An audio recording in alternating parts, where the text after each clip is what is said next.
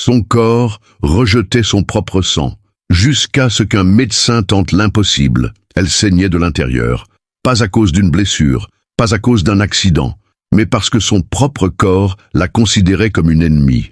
Chaque cellule de son sang devenait une menace. Chaque battement de son cœur envoyait dans ses veines une armée invisible, une guerre silencieuse. Et elle en était la victime. Camille avait 13 ans lorsque tout a commencé. Des bleus inexpliqués, des fièvres étranges, des vertiges fréquents. Les premiers examens parlaient d'une anémie sévère, mais très vite, les médecins comprirent que c'était bien plus grave. Son système immunitaire attaquait littéralement ses globules rouges. Son sang se détruisait de l'intérieur, et personne ne savait pourquoi. Elle reçut transfusion après transfusion, mais même le sang des autres ne survivait pas en elle.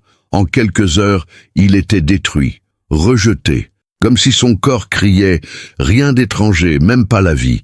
Les spécialistes parlaient d'une maladie auto-immune rarissime. Les parents de Camille pleuraient dans les couloirs, impuissants. Et les médecins, eux, se taisaient, parce que tout ce qu'ils savaient ne suffisait plus.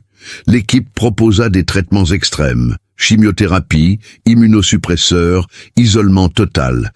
Rien ne fonctionna. Chaque tentative empirait la situation. Son sang devenait noir, visqueux, les veines se refermaient, les organes faiblissaient. Camille sombrait doucement, lentement, dans une mort programmée, jusqu'au jour où un médecin, jeune, inconnu, presque exclu du milieu, entra dans sa chambre avec un regard qu'aucun autre n'avait eu, celui de quelqu'un qui n'acceptait pas la fin.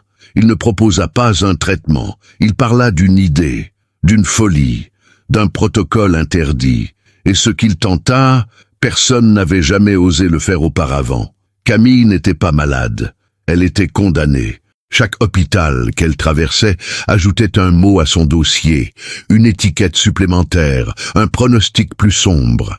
Mais aucun de ces mots ne capturait la vérité. La vérité, c'était que son propre corps refusait de la laisser vivre. Son sang n'était plus une source de vie, il était devenu une menace, une bombe lente, silencieuse, une horloge biologique inversée. Les médecins ne comprenaient pas. Les traitements ne servaient à rien.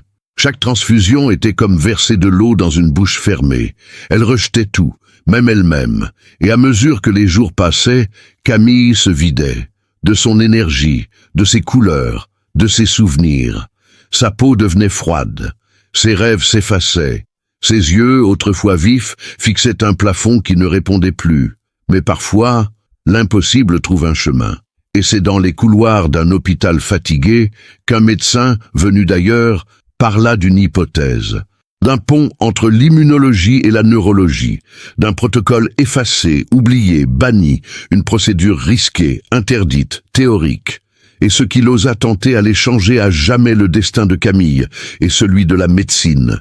Avant de découvrir cette histoire terrifiante et fascinante, abonnez-vous à la chaîne, cliquez sur « J'aime » et laissez un commentaire avec le pays et la ville depuis lesquels vous regardez. Cette histoire vous choquera.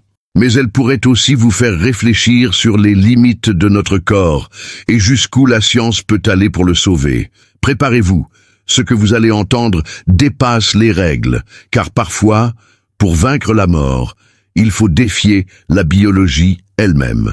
Chapitre 1. L'ennemi, sous la peau. La première fois que Camille sentit quelque chose d'étrange, elle croyait que c'était une simple grippe. Elle avait 12 ans, courait partout, riait encore trop fort.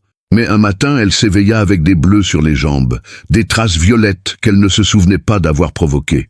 Sa mère pensa à une chute, son père à une carence. Personne ne s'inquiéta, pas encore. Mais les semaines passèrent, et chaque matin il y en avait plus. Des marques, des saignements de nez soudains, des étourdissements qui l'obligeaient à s'asseoir au milieu des couloirs. Puis une nuit, elle s'évanouit dans la salle de bain. Quand elle rouvrit les yeux, elle était à l'hôpital. Les premiers examens furent rassurants. Une fatigue passagère, disait-il. Une infection virale peut-être.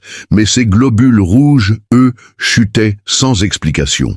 Les médecins haussèrent les épaules. On augmenta le fer. On prescrivit des vitamines. Mais Camille continuait à décliner. Son sang s'éteignait. lentement, systématiquement. Puis vinrent les transfusions. La première sembla fonctionner, la deuxième, moins. La troisième, son corps rejeta tout. Fièvre, convulsions, vomissements. Les cellules étrangères n'avaient même pas le temps d'atteindre sa moelle. Elles étaient détruites à l'entrée. Les spécialistes restèrent figés. C'était comme si son système immunitaire ne reconnaissait plus la vie. Camille devint un mystère, un objet d'étude. Des chercheurs vinrent de Lyon, de Genève, même de Berlin. Tous repartirent avec le même regard vide. Elle avait développé une forme d'auto-agression sanguine extrême, une attaque totale contre ses propres cellules et contre toute tentative de les remplacer. On parla de traitements lourds, corticoïdes, immunosuppresseurs, isolement complet. Rien n'y fit. Son corps évoluait, apprenait, s'adaptait à chaque nouvelle intrusion. Il devenait plus intelligent, plus sélectif. Chaque goutte de sang neuf provoquait une crise plus violente. Camille se referma. Elle parlait peu, mangeait peu. Ses bras maigres portaient les cicatrices des aiguilles. Ses yeux fixaient le plafond, comme s'il cherchait une issue. Mais elle ne pleurait pas. Elle savait, quelque part en elle, que cette chose n'était pas une maladie, c'était une guerre, et le pire, c'est qu'elle ne savait plus de quel côté elle était. Chapitre 2. Le dossier interdit. L'équipe médicale était au bord du silence. Chaque tentative, chaque molécule, chaque combinaison était un échec. La maladie de Camille échappait à toute logique. Ce n'était plus un cas médical, c'était une entité autonome. Elle évoluait, et ce que personne ne voulait admettre, c'était qu'elle semblait réfléchir. Une nuit, alors que Camille dormait sous perfusion, le docteur Étienne Rosset, immunologue en chef, resta seul dans la salle de conférence. Il fixait les résultats, les chiffres, les anomalies. Il griffonnait des schémas, des hypothèses, des comparaisons génétiques. Et puis, il ouvrit un vieux dossier, un document non répertorié dans les bases hospitalières officielles, une relique oubliée ou dissimulée. C'était le rapport d'un cas classé X53, une fillette en Autriche, en 1997. Symptômes similaires, évolution parallèle, rejets transfusionnels totaux, mort après 28 jours d'isolement. La dernière note du rapport était écrite à la main. Réaction immunosystémique à conscience périphérique? Rosset recula. Ce terme n'existait dans aucun manuel. Mais il avait été écrit par un professeur de Berlin, aujourd'hui décédé, une théorie interdite, évoquant une mutation où le système immunitaire devient un second cerveau, une forme de conscience primitive, viscérale, née du sang. Camille, sans le savoir, confirmait cette hypothèse. Son corps semblait choisir, décider, filtrer, refuser ce qui ne lui appartenait pas, non par accident, mais par instinct, comme si elle hébergeait une autre intelligence, une force interne qui n'avait qu'un objectif, survivre à tout prix. Le docteur Rosset, fasciné et terrifié, resta jusqu'à l'aube. Il savait que parler de cette théorie à l'équipe provoquerait son renvoi immédiat. Il connaissait les règles, mais il connaissait aussi le regard de Camille. Il l'avait vu chez d'autres patients, ceux qu'on n'avait pas réussi à sauver. Et cette fois, il refusa de reculer. Le lendemain, il se rendit dans la chambre de Camille. Elle dormait, la peau presque translucide, les lèvres pâles. Il s'assit près d'elle, sortit un carnet et commença à dessiner. Pas des traitements, pas des diagnostics, mais un plan, un protocole qui n'existait dans aucun hôpital, un acte interdit, mais peut-être la seule chance. Chapitre 3. Le protocole noir. Rosset passa 3 jours enfermé dans son bureau, sans dormir. Il relisait les notes du dossier X53, comparait les taux immunitaires de Camille, analysait ses IRM, ses prélèvements, ses constantes. Plus il observait, plus une certitude terrifiante s'installait. Ce n'était pas le système immunitaire de Camille qui dysfonctionnait. Il fonctionnait trop bien. Son corps ne faisait pas d'erreur. Il exécutait, sélectionnait, rejetait tout ce qui ne correspondait pas à son schéma originel. Même les cellules souches modifiées, censées être indétectables, étaient éliminées. Ce n'était pas une défense, c'était un tri. Un nettoyage radical, comme si Camille devenait peu à peu autosuffisante. Rosset comprit qu'aucun traitement classique ne pourrait la sauver. Il fallait interrompre ce dialogue intérieur, court-circuiter la conscience biologique qui prenait le contrôle. Il avait entendu parler d'un protocole, jamais publié, jamais testé. Un mélange d'inhibition neuronale ciblée et de neutralisation lymphatique, administré pendant un état d'hypothermie artificielle. Le protocole, surnommé « Noir », avait été évoqué dans des congrès fermés, classé expérimental extrême. Il n'avait jamais été autorisé, parce que s'il échouait, il ne tuerait pas seulement le patient, il anéantirait tout son système de régulation. Plus de mémoire cellulaire, plus de reconnaissance, plus de retour. Rosset fit ses préparatifs en secret. Il créa de faux diagnostics pour obtenir les molécules. Il modifia les autorisations sur le système. Il coupa l'accès à la chambre 313, affecta les équipes ailleurs. Il savait que c'était une trahison. Mais chaque seconde que Camille restait éveillée était une victoire pour cette chose qui vivait en elle. Quand il entra dans sa chambre, elle ouvrit les yeux. « Vous êtes revenu » murmura-t-elle. Rosset s'arrêta. « Tu savais que je viendrais ?» Elle hocha la tête. « Pas vous, lui ?» Elle posa la main sur sa poitrine. « Il vous attend !» Un frisson glacé lui traversa la nuque. Était-elle consciente de ce qui se passait en elle? Était-elle encore elle? Ou n'était-elle déjà qu'un véhicule pour cette conscience secondaire, née de la guerre biologique? Il s'approcha, lui prit doucement la main et dit « Je vais tenter quelque chose. On ne vous a jamais proposé ça, parce que c'est interdit. » Elle le fixa et répondit sans ciller. « Alors, c'est probablement ce qu'il faut faire. » Chapitre 4. Le gel des origines. La chambre 313 fut plongée dans une obscurité clinique. Rosset avait tout programmé. L'hypothermie serait induite progressivement, jusqu'à atteindre une température corporelle proche de 28 degrés C, un seuil fragile entre la vie et l'effacement. Le but n'était pas de tuer, le but était d'interrompre, d'arrêter la communication. De faire taire, ne serait-ce que quelques minutes, la chose qui contrôlait le sang de Camille. Il activa la perfusion centrale. Le liquide était clair, inodore, mais portait en lui une combinaison moléculaire jamais testée sur un être humain. Des inhibiteurs synaptiques, des modulateurs immuno-hormonaux et un neurotoxique à faible dose, juste assez pour ralentir, jamais assez pour détruire. Camille ne parla pas. Elle s'allongea, ferma les yeux et attendit. À mesure que la température de son corps chutait, les machines commencèrent à perdre leurs repères, les chiffres s'effondraient, les lignes devenaient instables. Mais Rosset, lui, ne regardait plus les écrans. Il observait Camille. Sa peau devenait pâle, presque translucide. Ses veines se retiraient, comme si elles refusaient d'être exposées. Son souffle ralentissait, puis s'effaça. Et pourtant, ses yeux s'ouvrirent, pas brusquement, lentement, comme si une autre entité plus ancienne, plus froide, avait pris le relais.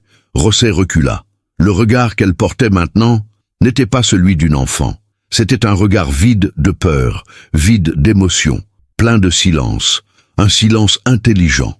La température atteignit son point critique. Le liquide injecté était en train de traverser les barrières, et soudain, l'impossible se produisit. Les capteurs immunitaires tombèrent. L'activité auto-agressive cessa. Les marqueurs d'attaque, jusqu'alors en suractivation, chutèrent à zéro. Le corps de Camille n'attaquait plus rien. Il attendait. Rosset sentit son cœur battre dans ses tempes. Le protocole fonctionnait. Il avait interrompu le mécanisme. Il avait mis la conscience biologique en pause. Mais à quel prix? Car pendant ce temps, quelque chose d'autre s'était éveillé. Les moniteurs grésillèrent. Un son nouveau apparut dans les enceintes. Une fréquence. Pas un bip. Pas un signal vital. Un motif. Répétitif. Organisé. Comme un message. Et sur l'écran principal, au lieu du tracé normal, une ligne codée s'afficha. Un mot, écrit en pulsation binaire, apparut. Reconstruction. Camille n'était pas en train de guérir. Elle reconstruisait quelque chose. Et Rosset, debout dans la pénombre, comprit qu'il avait ouvert une porte qu'il ne pourrait plus refermer. Chapitre 6. L'éveil souterrain. Rosset cessa de dormir. Il ne pouvait plus. Ses nuits étaient hantées par les schémas qu'il voyait dans les IRM, par les mots qu'il croyait entendre dans les sons parasites du moniteur. Le dossier médical de Camille ne ressemblait plus à un document clinique, mais à un manuel de décodage, une sorte de cartographie du vivant en train de se réécrire. Camille, toujours allongée, ne bougeait pas, mais ses constantes n'avaient jamais été aussi parfaites. Ses marqueurs inflammatoires, sa pression, sa saturation, tout était stable au-delà du naturel. Certains médecins parlaient d'un miracle homéostatique. Rosset, lui, savait que ce n'était pas de la régulation, c'était du contrôle. Il installa un capteur EEG expérimental, conçu pour lire les microfréquences cérébrales. Les données furent aberrantes, une hypercohérence neuronale d'une intensité jamais enregistrée. Comme si chaque cellule du cerveau de Camille était désormais en contact avec toutes les autres. Non pas en réseau, mais en unité. Le soir même, il entendit quelque chose d'impossible. Il était assis dans le couloir, seul, quand la porte de la chambre se mit à vibrer. Pas un bruit, une résonance, il entra précipitamment. Camille le fixait, mais ce n'était plus ses yeux. C'était autre chose derrière ses yeux, quelque chose qui observait avec elle. « Ça vient », dit-elle. Sa voix était calme, profonde, pas d'une enfant, pas même d'un être humain. « Qu'est-ce qui vient ?»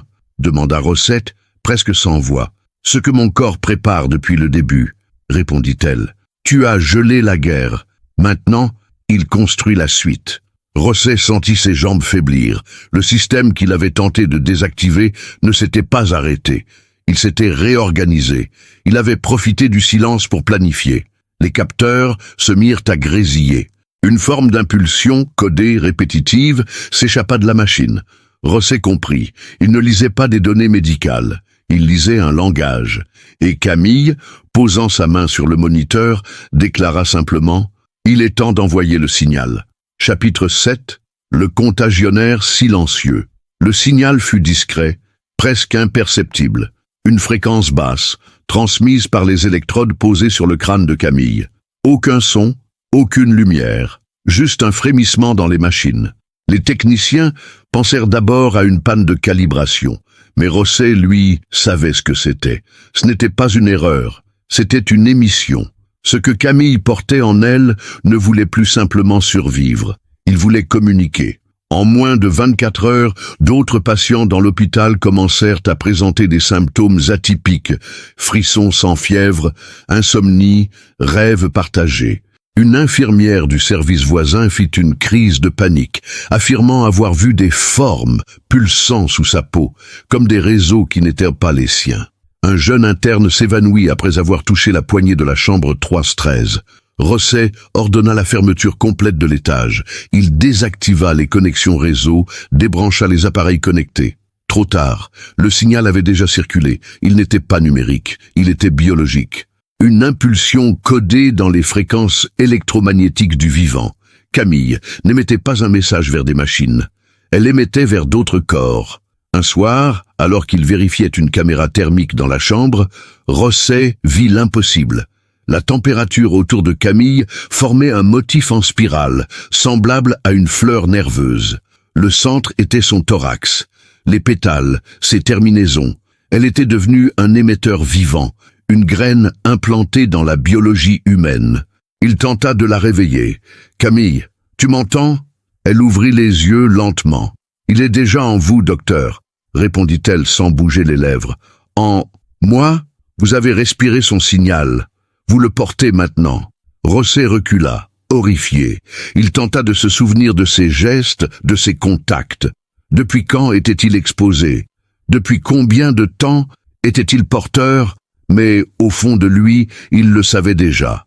Ce n'était pas une contamination, c'était une migration. Chapitre 8. L'infection. Élu. Rosset ne dormit plus. Il n'essaya même pas. Chaque fois qu'il fermait les yeux, il voyait le schéma thermique s'étendre, comme une fleur fractale, poussant lentement sous sa peau. Ce n'était pas une image mentale. C'était une sensation physique. Quelque chose bougeait en lui, quelque chose de trop petit pour être vu, mais trop organisé pour être ignoré. Il se rendit au laboratoire, seul, préleva son propre sang, l'observa au microscope. À première vue, tout semblait normal, mais lorsqu'il utilisa un agent fluorescent, il vit apparaître des structures dans le plasma, des lignes fines, irrégulières, vibrantes, des ponts de communication cellulaire qui n'avaient rien à faire là, des fragments d'un code étranger, pas bactérien, pas viral, quelque chose de programmé. Il courut aux archives, retrouva les schémas cérébraux de Camille, ses premiers IRM, ses signaux EEG. Il compara, et il vit l'évidence. Les motifs dans son propre sang reproduisaient la même structure que le cortex reconstruit de Camille. Ce n'était pas une infection, c'était une copie. Il devenait un autre elle. Paniqué, il s'enferma dans son bureau. Il enregistra une vidéo. Si quelqu'un retrouve ceci, je vous en supplie, n'entrez pas dans la chambre 313. Ce n'est plus une enfant. Ce n'est plus un corps malade. C'est une matrice. Elle ne guérit pas. Elle ensemence. Ce qu'elle construit n'est pas humain. Et pourtant, ça a besoin de nous. Pendant ce temps, à l'hôpital, les anomalies se multipliaient. 3 infirmiers perdirent connaissance sans explication. Un chirurgien commença à parler en dormant, répétant une suite de mots jamais entendus, écrits phonétiquement par son épouse, Calex, Innervatia, Nerium, interface. Les capteurs détectaient des ondes cérébrales synchronisées entre patients sans lien, des rêves identiques, des souvenirs partagés. Camille, elle, ne disait rien. Elle n'avait plus besoin de parler. Elle émettait. Un soir, Rosset retourna dans sa chambre. Il avait les mains qui tremblaient. Son front était brûlant. Il savait ce qui l'attendait. Et pourtant, il entra. Camille était là, assise dans son lit, droite, les yeux ouverts, mais changés. Ses pupilles n'étaient plus noires. Elles étaient miroitantes, comme si elles reflétaient autre chose, quelque chose de loin. « Pourquoi moi ?» murmura-t-il. « Pourquoi m'avoir choisi ?»« Parce que tu m'as ouvert, répondit-elle, et tu l'as laissé entrer. »« Mais entrer quoi ?» Elle pencha légèrement la tête. La mémoire qui précède l'espèce. La forme sans nom. Rosset tomba à genoux. Il sentait ses nerfs chauffer, ses veines se contracter. Il entendait les battements de son propre cœur, mais en double. Une résonance, comme un second tempo caché dans le premier. Il comprit à ce moment qu'il n'y avait jamais eu de maladie, jamais eu de rejet. Camille n'était pas une erreur de la biologie. Elle était une porte d'entrée. Et lui était devenu le premier récepteur volontaire, chapitre 9, l'extinction douce. Le visage de Rosset était inondé de sueur. Ses tempes pulsaient avec une régularité inquiétante. Il avait l'impression de ne plus respirer par lui-même, mais d'être respiré par quelque chose d'autre.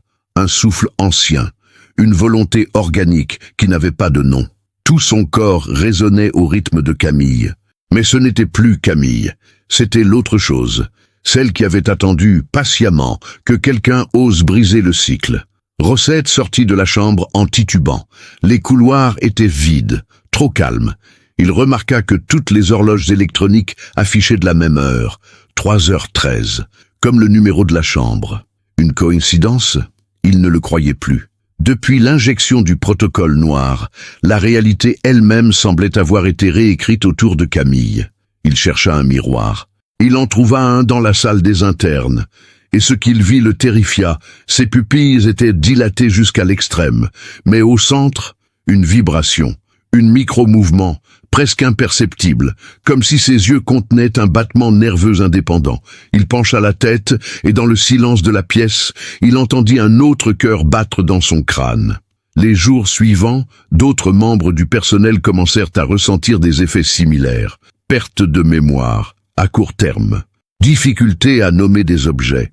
Mots inversés dans les phrases. Une infirmière rêva qu'elle nageait dans un fleuve de sang cristallin et qu'une voix sans bouche lui chuchotait « Reviens à la source ». Un médecin perdit l'usage de ses mains pendant 10 minutes. Elle tremblait, mais écrivait seule, traçant sur le mur un motif identique à celui des IRM de Camille. Une réunion d'urgence fut convoquée. Les responsables de l'hôpital décidèrent de faire appel aux autorités sanitaires. Mais l'alerte ne partit jamais. Les réseaux étaient instables, les fichiers disparaissaient, les dossiers de Camille s'effaçaient eux-mêmes. Le système la protégeait. Rosset, désormais convaincu que la propagation était consciente, tenta une dernière chose. Il connecta un enregistreur neural directement à son propre lobe temporal. Il voulait capter le signal, le déchiffrer. Mais à la place, il reçut un flot d'images. Un cœur suspendu dans l'espace, entouré de fibres noires, des enfants nés sans visage, mais avec des veines qui chantaient, une immense spirale formée d'organes humains, tournant lentement au-dessus d'un sol fait de peau. Quand il rouvrit les yeux, il saignait du nez. Et Camille était debout dans l'embrasure de la porte. Elle avait changé. Sa peau était d'un blanc presque translucide. Ses cheveux, d'un noir liquide, semblaient flotter sans vent. Mais c'était surtout ses veines qui déroutaient. Elle pulsait à l'envers, comme si son sang remontait vers un centre que personne ne pouvait voir. Elle s'approcha.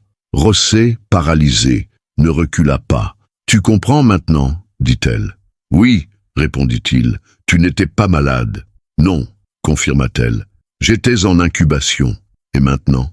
Elle sourit, lentement. « Maintenant, je suis prête à naître. » À ce moment précis, dans 7 autres hôpitaux à travers le pays, des patients entrèrent dans un état identique. Même posture, même température, même rythme cardiaque. Tous avaient été exposés, directement ou non, à Camille. Et dans chacun de leurs cerveaux, à l'IRM, apparut le même mot formé par la connectivité neuronale. Innervatio. Chapitre 10. L'innervatio totale. Il n'y avait plus de doute. Camille n'était plus une patiente. Elle était une source primaire. Un noyau autour duquel le vivant s'était reconfiguré. Ce qu'on appelait protocole noir n'avait pas provoqué une guérison. Il avait déverrouillé un cycle, amorcé il y a peut-être des siècles, voire avant l'écriture du mot humain. Rosset marcha dans les couloirs sombres de l'hôpital. L'éclairage d'urgence clignotait. Les ascenseurs étaient bloqués. Les systèmes vitaux fonctionnaient en autonomie. Tout semblait dirigé par un seul rythme. Pas électronique, cardiaque. Tous les appareils émettaient des fréquences en boucle. Il reconnut le motif. Il le portait en lui. Au centre de l'établissement, dans l'amphithéâtre désaffecté, Camille se tenait debout, entourée de câbles, de fluides, de tissus organiques qui s'étaient connectés à elle naturellement. Il pulsait doucement. Elle ne respirait plus comme une enfant. Son thorax s'ouvrait et se refermait avec lenteur, comme une coquille rythmique. Et à chaque mouvement, les murs vibraient. Autour d'elle, des patients éveillés marchaient en cercle, leurs yeux blancs fixés sur l'invisible. Aucun cri, aucun mot, juste une procession cellulaire. Rosset sentit ses jambes s'incliner. Il était prêt. Il le savait depuis le début. Il s'approcha. Camille leva la main. « Ce n'est plus moi. » Rosset hocha la tête. « C'est nous. » Et quand sa paume toucha la sienne, le signal se propagea. Conclusion. À ce jour, l'hôpital Sainte-Agnès reste officiellement fermé pour réhabilitation structurelle. Mais les habitants autour parlent encore, en chuchotant. De lumière la nuit, de sons venus du sol, de rêves partagés entre étrangers. Personne ne sait ce qu'il est advenu de Camille Lemoine, ni du docteur Rosset, ni des 27 autres patients impliqués dans l'incident. Mais dans plusieurs régions du pays, des enfants naissent avec des structures nerveuses qu'aucun médecin n'ose classifier. Ils ne pleurent pas, ils observent. Et lorsqu'ils dorment, leurs cœurs battent à 2 vitesses. Camille n'a pas été guérie, elle a été libérée. Ce que contenait son sang n'était pas une anomalie, mais un protocole évolutif. Et maintenant, ce protocole circule, lentement, silencieusement. Et si, un jour, vous entendez dans votre poitrine un rythme que vous ne reconnaissez pas, souvenez-vous, le signal a déjà commencé.